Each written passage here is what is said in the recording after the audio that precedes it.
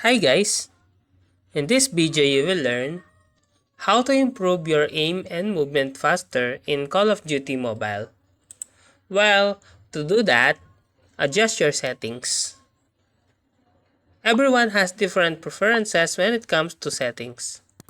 However, there are some basic settings that can help improve your aim and movement. Here are some tips. So go to your settings and tap to the basic tab.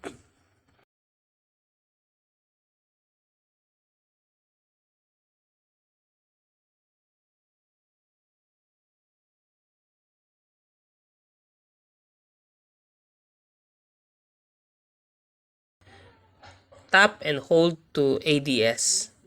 These settings help you use the scope easily, as you can see in this video.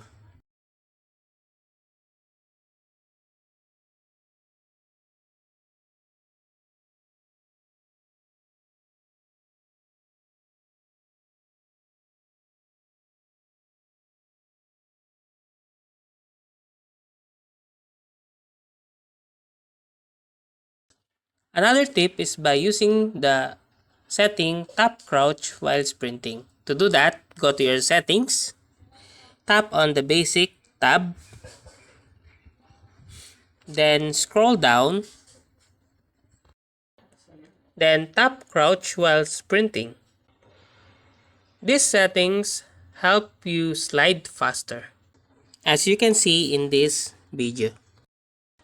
Sensitivity plays a crucial role in your gameplay. It's divided into 4 parts: camera sensitivity, firing sensitivity, gyroscope sensitivity, and gyroscope fire sensitivity. When it comes to camera sensitivity, these settings affects your camera movement. There are 2 types, which is standard sensitivity and sniper scope sensitivity. Standard sensitivity helps you get the faster reflex, while sniper scope sensitivity helps you get the fastest scope.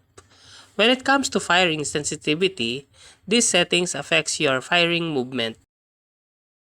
When it comes to gyroscope sensitivity, these settings affects your gyro movement.